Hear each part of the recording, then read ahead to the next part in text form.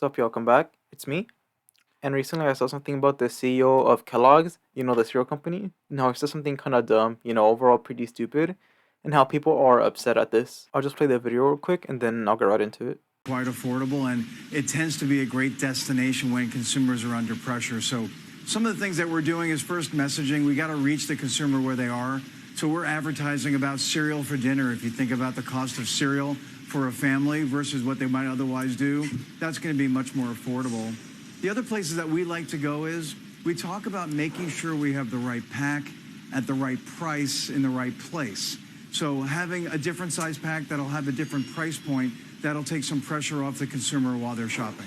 So those are some of the things that we're doing. But in general, the cereal category is a place that a lot of folks might come to because the price of a bowl of cereal with milk and with fruit is less than $1. So you can imagine why a consumer under pressure might find that to be a good place to go. So the reason why people are upset at this is because, he's basically just saying that if you're poor, you should just buy cereal, eat cereal. But the price of Kellogg cereals or just Kellogg products have increased by 17% in 2023. Hi, this is me from the future. So I just saw another article just now that said that recently he upped the prices of Kellogg's products by 28%. So, I guess the range is 17 to 28% in price increase. So yeah. So him saying this is kind of insulting because he's increasing the prices. Yeah, he's telling people to buy it. And, in a way, it's pretty condescending. Like when he's saying that as the price increase, it's kind of dumb. Some people are submitting this up to him just saying, let them eat cereal, which is a third comparison to what Marie Antoinette, supposedly said back then, the let them eat cake. Because, cake was a luxury item which poor people couldn't afford. And, since he's increasing the prices, poor people might not be able to afford the cereal when he's saying they should just eat that for dinner if they're poor. And Kellogg's is worth $18 billion. So, from a business perspective, it's more beneficial for them to, to promote people buying their cereal so that they can get more money, especially after they increase their prices. So, for sure that that's why he's saying they should buy cereal for dinner because, it benefits the company, which is a pretty obvious conclusion.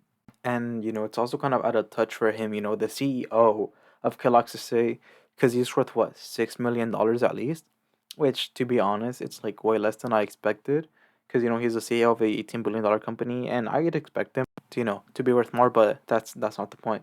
But it's for sure, he doesn't have to worry about what he's gonna eat for dinner or breakfast or lunch, because, he probably doesn't even eat the fucking cereal that, he's promoting.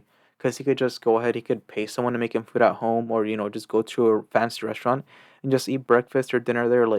To him, it doesn't matter. He does not have to worry, which is, such a dumb thing for him to be like, oh, if you're poor, buy this, when you don't have to worry about anything like that. In a way, it's kind of funny because, how are you, a CEO of a $1 billion company, a millionaire, tell someone that's poor what they should spend their money on, because what you're saying is only benefiting you, and maybe they'll get to eat, but at the same time it's they're gonna stay poor. It's what you're saying doesn't help them out, it only helps you out.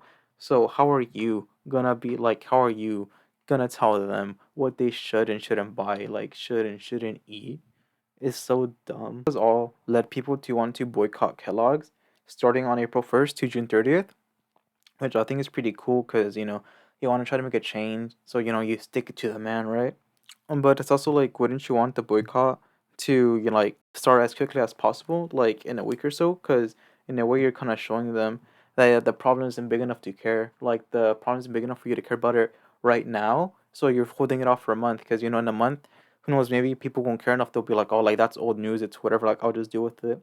But there are going to be people that, could still be affected by it, no?